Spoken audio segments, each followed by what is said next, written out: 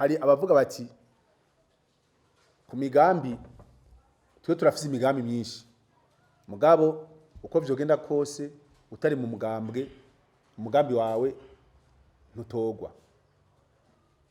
Nibaza ko kuva payeje ibaho iki kibazo kiguma kigaruka minsi yose, kandi nkaguma ntanga ya inyishu nama ntanga ni yayindi. Icambere jewe igihe nyine icubahiro umukuru w'igihugu adushikiriza payeje twamaranye hafi amasaha 6 ariko aradusigurira ingene uyu mugambi utuza gukora.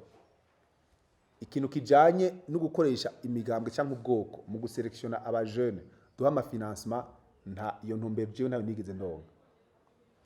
Ngaha kuri payeje nta drapo ry'umugambwe numwe rihari.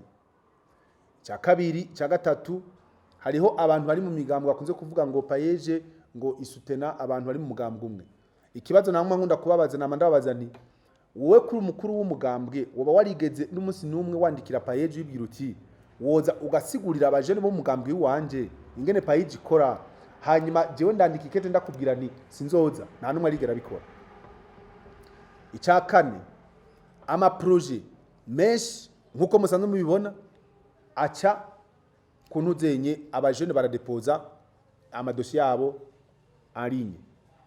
Nibaza ko kugeza ubu naho ubuhinga atawumenye ingene bigenda nta competence nta capacité turigera turonka idupermeta kumenya yuko kanaka ari mu mugambi kanaka adepoje umugambi wiwe ari ishobora gukunda.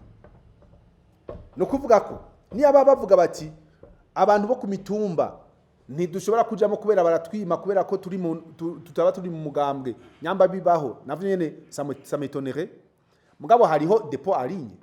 None abo ba jeune bavuga ivyo kwiyo migambi yabo batayidepoza en ligne kubera ko en ligne nta muntu numwe azufa yaramenye ngo wowe ngo wajuva mu ntuze ngo mugambwe kanaka uri mu bwoko kanaka. En fait ingorane hari nuko burya mu abarundi hari abajene b'abarundi ushaka gusanga arabanebwe kugira ngo rero yitranquilize mentalement abona ati ifo kuko urumva umuntu wese atezwa kuronka NRB isigura igituma atakoze ibi ari uko yateza kubikora. Kujya mu Burundi bavuga ngo vyankiye avuga ngo ibirago biranyerera siko bahora babivuga. Abajene rero nabo arashaka kuvuga ati jewe nta mugambi mfise ko nta ufise reka ndondere NRB un argument iza gutuma nabo mu kibano canje batahura igituma ntakora ibi. Iyo argument nuko jewe bankuyemo kubera atamugambwe ndimo. Wewe wakumva ahantu udafise n'amafaranga 10 sivyo nta nijana ufise ukumva ahantu kuba uri mu mugambwe gusa bishobora kugutuma uronka miliyoni 100 ntujemo kubamwo gusa nukuvuga ko kubamwo gusa uri mu mugambwe hanyuma baguhaye miliyoni 100 kurije kugira amafere hanyuma umuntu ntabikora.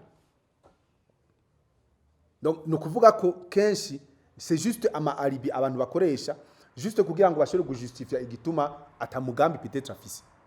Je navuze nti shize au défi n'importe qui azovuga ati jewe umugambi wanje waranse gutogwa sous prétexte yuko je ndi mu mugambi bazoce aza adushengeze.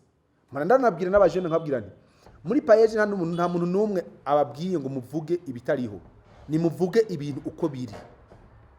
Ni haba hari umuntu yarenganije kubera umugambi cyangwa kubera ubwoko cyangwa kubera intara cyangwa kubera igitsina azodushengeze abivuga ati jewe mwarandenganije kubera iki na kiriya.